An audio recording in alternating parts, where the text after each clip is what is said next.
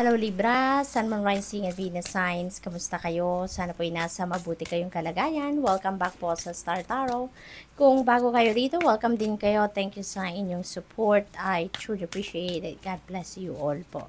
Una mensahe po ninyo ay first quarter morning Gemini. Ayan, so this is speak your world into being. Ayan, kumbaga. So parang kung ano yung ano ninyo dito, parang kung ano yung gusto ninyong mangyari, no, sa buhay ninyo, parang mag-take action kayo towards that para yan ay madala ninyo sa inyong realidad, no? Parang hindi lang yan sa pananalita lang, hindi lang sasabihin lang natin, hindi lang sa i-imaginein lang natin, but we need to take action, no?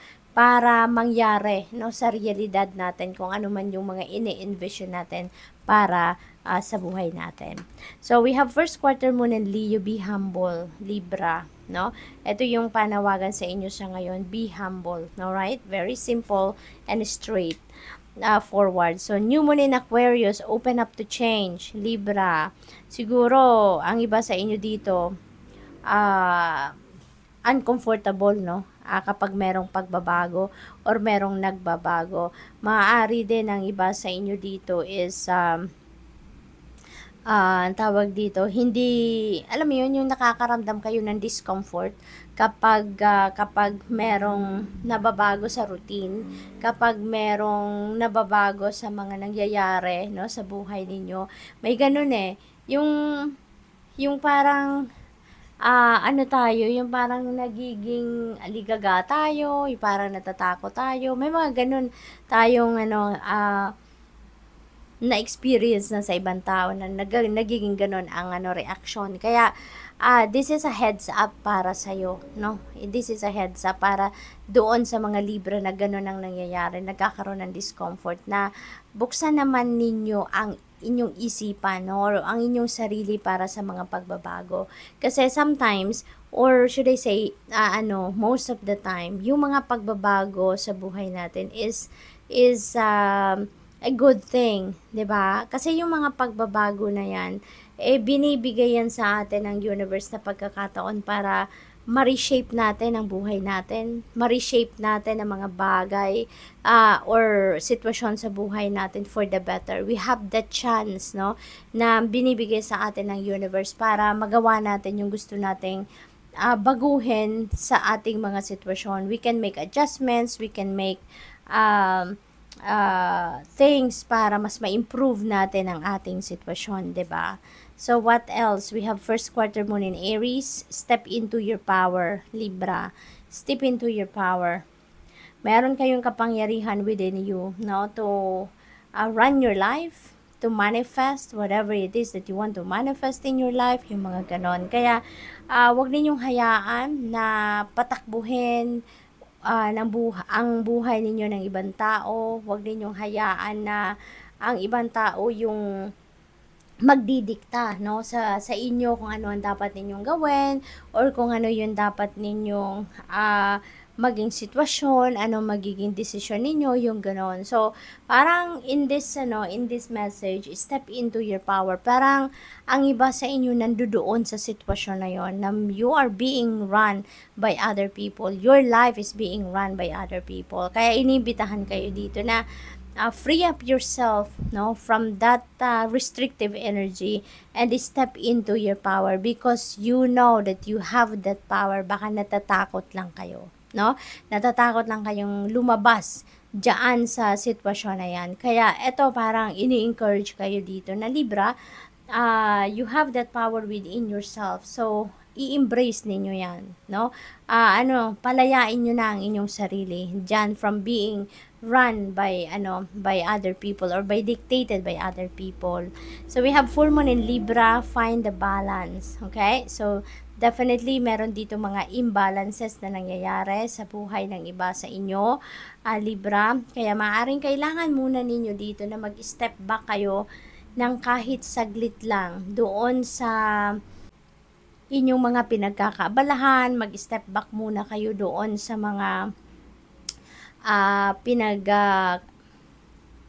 popokusan ninyo ng inyong most of your oras at kumalma muna kayo. Pakalmahin muna ninyo ang inyong sarili, magnilay-nilay kayo, mag-reflection mode kayo, mag-me time kayo most importantly. Kasi baka lagi lang kayong may kausap, lagi kayong may ginagawa, laging umaandar yung isip ninyo, 'di ba? Sa pag-iisip ng problema, pag-iisip ng solusyon, pag-iisip ng responsibilidad, yung mga ganon. So, maybe kasing iba sa inyo, you have too much on your plate, pero wala doon yung pagpa-prioritize ninyo sa inyong well-being.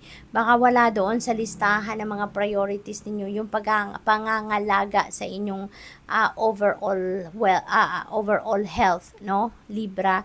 Kaya niimbitahan kayo dito to find the balance so that maging maayos ang lahat, maging maayos muna ang inyong pakiramdam, no? You will be on top of your health, no? Kasi kahit marami kayong gagawin, kahit you have too much on your plate, when you are on top of your health, no, makakasiguro kayo na you will be on top of your game. Kaya magiging maayos ang lahat kapag kaganyan, okay? So, what else? We have new moon in Gemini. Think it through. Pag-isipan ninyong mabuti, Libra. Alright? Pag-isipan ninyong mabuti ang mga bagay-bagay. Pag-isipan ninyong mabuti ang mga desisyon ninyo before you jump into a decision, before you jump into a conclusion about any situation sa buhay ninyo. Pag-isipan ninyong mabuti, pagdiskartehan ninyong mabuti. Okay? So, tignan natin kung ano pa ang kaganapan dito for Libra.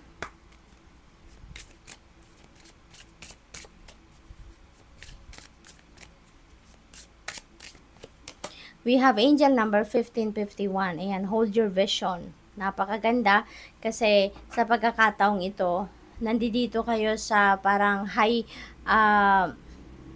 energetic frequency at meron kayong dito, energy, no, na maaari kayong mag-manifest ng kung ano man ang gusto ninyong ma-manifest sa buhay ninyo. And in this case, no, yung maaari ninyong ma-manifest dito is abundance, money, yung mga dreams ninyo, kung ano man yung ina-envision ninyo for yourself, prosperity, yung ganoon. So, napakaganda, lalo-lalo na pagdating sa pera, no? Kaya, hold your vision. Okay? Hold your vision. At saka, keep positive mindset, keep positive outlook, no? Para walang maging sagabal, no? Sa pagmamanifest ninyo ng mga blessings na ito. So, sabi dito sa card, then, focus on the good, no? Focus lang kayo sa kung anong mabuti, kung anong positibo, anong maganda, and maintain your concentration on the outcomes you desire. Kung ano yung gusto ninyong makita sa inyong 3D reality, kung ano yung gusto ninyong ma-experience sa inyong 3D reality, hold your vision on that. Nang sa gayon, yun ang ma-attract ninyong energy towards you sa ngayon at yun ang mag-manifest sa buhay ninyo. It's time to put your faith and time into your ideas and pursue your goals with all your might. You have such a beautiful, courageous, and brave spirit. No? Kaya you are blessed. Good luck. Thank you for watching. Love and light. Namaste.